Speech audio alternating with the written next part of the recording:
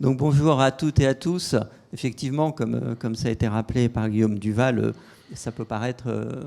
un peu anachronique, alors que la guerre a éclaté en Europe, d'avoir des débats, mais il y a une élection présidentielle, il y a un temps démocratique dans notre pays, et ce qui serait terrible, c'est que la guerre arrête notre vie démocratique. Donc évidemment que nous devons avoir ce type d'échange, et je vous remercie encore une fois de l'avoir organisé. Il serait tout aussi anachronique de parler santé pour les 5 années à venir sans tirer les leçons de l'événement de santé que nous terminons à peine, qui est encore en cours, cette pandémie, qui a percuté notre société violemment et qui a fait prendre conscience à tout un certain nombre d'acteurs dans notre pays, parce que ceux qui s'intéressent à la santé le savaient depuis longtemps, mais pas tout le monde, que la santé déborde largement le champ du soin et qu'il nous faut revoir nos politiques de santé et tirer les leçons de la pandémie comme les pays asiatiques avaient su le faire il y a un peu plus d'une décennie, ce qui leur a permis de l'affronter dans de bien meilleures conditions que nous. Alors, pour aller très rapidement, il y a pour nous 2 urgences, une grande cause et un changement de paradigme dans l'élaboration du budget santé à mettre en œuvre. Les 2 urgences, ce sont les déserts médicaux, donc les soins de proximité, et l'hôpital. La grande cause, c'est la santé mentale. Et le changement de paradigme, c'est la construction du budget santé. Je vais commencer par les déserts médicaux. C'est une situation qui n'est plus tolérable pour des millions de Français. Et ça ne doit plus être tolérable dans notre pays qu'on atteigne un tel niveau d'inégalité territoriale en termes d'accès aux soins. Et donc, nous proposons 2 grands axes. Premièrement, de renforcer l'existant, parce que des dispositifs ont commencé à être élaborés pour renforcer les soignants de proximité, les médecins généralistes, les infirmières, les pharmaciens, etc., qui sont dans ces territoires, mais ils restent trop insuffisamment déployés. Je pense par exemple aux assistants médicaux, pour prendre ce seul exemple. Il y a évidemment une évolution du partage des tâches à avoir entre ces professions, mais celle-ci ne doit pas être décidée de façon verticale par la loi, comme on l'a vu récemment, en créant des dissensus entre les uns et les autres, mais d'autant plus qu'il y a situation de pénurie, l'idée doit plutôt être de demander à ces différentes professions de travailler ensemble, et d'ailleurs de changer la pratique qui consiste pour l'assurance maladie à n'avoir des discussions que monocatégorielles,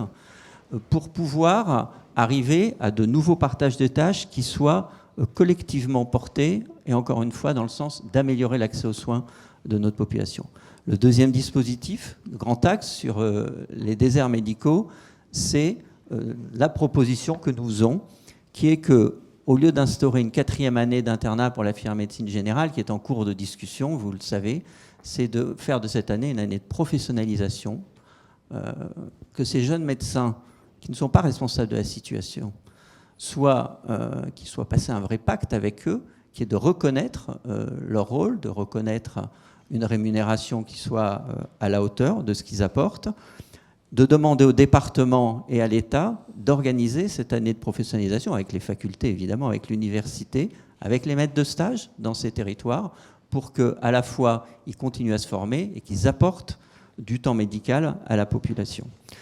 La deuxième urgence, c'est la situation de l'hôpital, bien sûr. Il y a eu avec le Ségur de la santé un effort significatif qui a été fait en termes financiers, il faut le reconnaître. Mais on voit bien que ça n'est peut-être pas l'essentiel. Moi, je suis marqué dans les auditions, vous savez, peut-être que je préside la commission d'enquête sur l'hôpital public actuellement au Sénat, par le fait que c'est la perte de sens, c'est la dégradation de la qualité de vie au travail des personnels qui est sans cesse portée et qui nécessite des réponses qui sont d'une autre nature,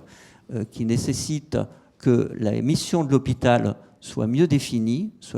en articulation avec les autres acteurs du système de soins, et que ces missions de l'hôpital, une fois qu'elles sont définies, soient financées à hauteur des nécessités. Un seul exemple, on nous dit qu'il n'y a pas de ratio soignant-patient, sauf pour les unités de soins critiques. Si, il y en a de fait, parce que les Copermo se sont fondés au fil des ans sur une réduction de la masse salariale, et donc les infirmières ont dû passer de 10, 11, 12, 13, 14, etc. Donc il faut que l'hôpital soit de nouveau un lieu où il fait bon travailler pour les soignants, où il n'est pas le sentiment d'être maltraitant. La grande cause, la santé mentale, parce que Ça fait des années que les rapports se multiplient, décrivant un véritable effondrement, et dans la santé mentale, en particulier la pédopsychiatrie. Et donc, nous proposons un plan pluriannuel qui va être publié demain. Voilà, il n'est pas encore publié complètement, il est affiché la grande cause dans le programme, mais le détail va être publié avec des objectifs, d'ailleurs, de santé publique, et après une déclinaison, quels acteurs sont mis en route, j'allais dire en marche, pardon, et ensuite, quelle allocation de moyens il y a un message on procède, pas du tout. Et dernier point, je suis désolé, je dois aller très vite, mais il faut changer dans notre pays la façon dont on élabore et dont on adopte le budget santé. L'ONDAM, qui arrive 3 jours avant au Parlement, avec ses colonnes, ces trucs illisibles, et qui procède d'une lecture purement financière, doit être précédé d'un débat et d'une adoption d'objectifs nationaux de santé publique. Et avant que le Parlement adopte, au mois de juillet, c'est-à-dire 2 à 3 mois avant ce qui se penche sur l'ONDAM, ces objectifs nationaux de santé publique, il faut qu'il y ait une phase dans les territoires. Et moi, je tiens à dire que la santé, certes,